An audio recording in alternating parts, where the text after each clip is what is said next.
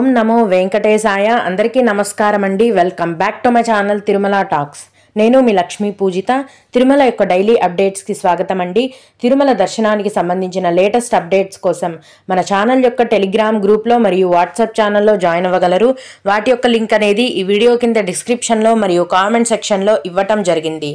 ఈ వీడియోలో ఈరోజు తిరుమలలో ఉన్న భక్తుల యొక్క రద్దీని గురించి, అలాగే దర్శనానికి ప్రస్తుతం ఎంత సమయం పడుతోంది అన్న వివరాలను గురించి, మరియు భక్తులు అడిగే ముఖ్యమైన దర్శనానికి సంబంధించిన సందేహాలు, వాటి యొక్క సమాధానాలను గురించి కూడా తెలుసుకుందాము. కనుక వీడియోని చివరి వరకు చూడండి. ముందుగా నిన్న అంటే ఏప్రిల్ 25వ తేదీన తిరుమలలో స్వామివారిని మొత్తం 64,536 మంది భక్తులు దర్శనం చేసుకున్నారు. అందులో స్వామివారికి మొత్తం 30,612 మంది భక్తులు తలనీలాలను సమర్పించారు. నిన్నటి రోజున తిరుమలలో శ్రీవారి హుండీ యొక్క ఆదాయం అనేది 3,37,00,000 రూపాయలు. ఈరోజు కూడా రోజులాగే ఎటువంటి దర్శనం టికెట్లు లేకుండా నేరుగా భక్తులను ఫ్రీ దర్శనానికి అనుమతిస్తున్నారు. ఈ విధంగా టికెట్స్ లేకుండా నేరుగా వెళ్లే ఫ్రీ దర్శనానికి ఈరోజు దాదాపుగా 12 గంటల సమయం అనేది పడుతోందండి.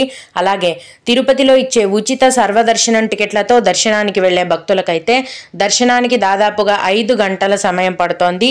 300 రూపాయల దర్శనం టికెట్లు కలిగి ఉన్న భక్తులకు మరియు 500 రూపాయల దర్శనం టికెట్లు కలిగి ఉన్న భక్తులకు దర్శనానికి 4 గంటల సమయం అనేది పడుతోంది. రోజులాగే ఈరోజు కూడా యథావిధిగా సుపదం ఇన్ఫాంట్ దర్శనం కూడా కొనసాగుతోంది. చిన్న పిల్లల యొక్క ఇన్ఫాంట్ దర్శనానికి 1.5 గంట సమయం పడుతోంది. విఐపి బ్రేక్ దర్శనం టికెట్లు కలిగి ఉన్న భక్తులకు 1 గంట సమయంలో దర్శనం అనేది పూర్తయిపోతుంది. మొత్తం మీద ఈరోజు తిరుమల కొండపైన భక్తుల యొక్క రద్దీ అనేది సాధారణ స్థాయిలోనే కొనసాగుతోందండి. అంటే మరీ అంత ఎక్కువగానూ లేదు, అలాగని తక్కువగా కూడా లేదు. భక్తుల యొక్క రద్దీ అనేది మధ్యమంగా సాధారణంగా కొనసాగుతోంది. కొత్తగా ఈరోజు ఫ్రీ దర్శనం క్యూ లైన్లోకి ఎంటర్ అయిన భక్తులకు మొత్తం క్యూ లైన్లో మరియు కంపార్ట్మెంట్లలో వేచి ఉండి దర్శనమై బయటికి వచ్చేసరికి 12 గంటల సమయం అనేది పడుతోంది. ఇప్పుడు శని ఆదివారాలు కాబట్టి ఈ రోజు కంటే కూడా రేపటి రోజున కొద్దిగా భక్తుల యొక్క రద్దీ అనేది ఇంకా పెరిగే అవకాశం ఉంది. భక్తులు ఈ విషయాన్ని దృష్టిలో ఉంచుకొని దర్శనాన్ని ప్లాన్ చేసుకోవాల్సిందిగా మనవి. ఇప్పుడు భక్తులు అడిగే ముఖ్యమైన దర్శనానికి సంబంధించిన సందేహాలు, వాటి యొక్క సమాధానాలను గురించి తెలుసుకుందాము. ఇవి అడిగిన వారికే కాకుండా దర్శనానికి వెళ్లే ప్రతి ఒక్కరికి కూడా ఉపయోగపడతాయండి.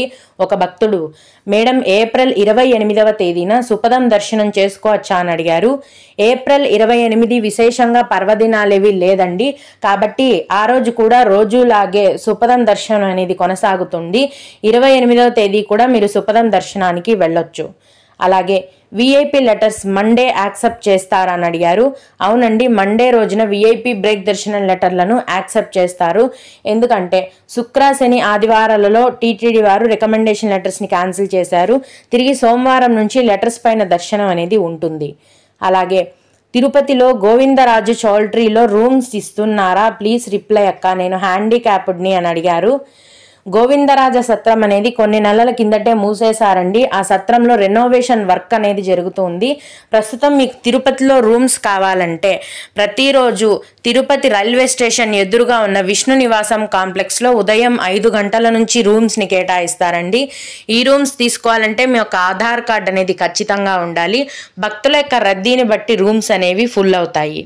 అలాగే ఇంకొకరు, మేడం మేము ఏపీ L1 బ్రేక్ దర్శనం లెటర్ ఏప్రిల్ 28కి తీసుకున్నాము. మేము లెటర్ ఎప్పుడు సబ్మిట్ చేయాలి కొంచెం చెప్పండి అని అడిగారు. 28వ తేదీకి మీరు లెటర్ తీసుకుంటే ఏప్రిల్ 27వ తేదీన తిరుమల కొండపైన జేఈఓ ఆఫీస్లో, అంటే జాయింట్ ఎగ్జిక్యూటివ్ ఆఫీస్లో మీ యొక్క లెటర్ని మీరు సబ్మిట్ చేయాల్సి ఉంటుంది. ఉదయం 8 గంటలకంతా మీరు జేఈఓ ఆఫీస్ దగ్గర ఉండాలి. ఆఫీస్ ఓపెన్ చేసిన వెంటనే మీరు వెళ్ళి లెటర్ని సబ్మిట్ చేయాల్సి ఉంటుంది. సాయంత్రం కల్లా మీకు బ్రేక్ దర్శనం టికెట్స్ని ఇవ్వటం జరుగుతుంది. అలాగే మేడం ఆఫ్లైన్లో శ్రీనివాస దివ్యానుగ్రహ హోమం టికెట్స్ ఒకరికి ఇస్తారా, లేకపోతే ఖచ్చితంగా ఇద్దరు ఉంటేనే ఇస్తారా, ప్లీజ్ రిప్లై మీ మేడం అని అడిగారు. దివ్యానుగ్రహ హోమం టికెట్లు అనేవి ఆఫ్లైన్లో కానీ ఆన్లైన్లో కానీ ఒక్కరికి సింగిల్ పర్సన్కి ఇవ్వరండి. ఇద్దరిద్దరుగా ఈ టికెట్స్ని తీసుకోవాల్సి ఉంటుంది.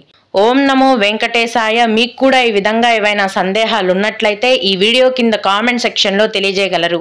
నేను వాటికి ఖచ్చితంగా రిప్లై ఇవ్వడానికి ప్రయత్నిస్తాను. ఇవి ఇవాల్టి తిరుమల అప్డేట్స్. ఇలాంటి మరిన్ని వీడియోల కోసం నా ఛానల్ని సబ్స్క్రైబ్ చేసుకోండి. ఈ వీడియోని లైక్ చేసి షేర్ చేయగలరు. ఓం నమో వెంకటేశాయ.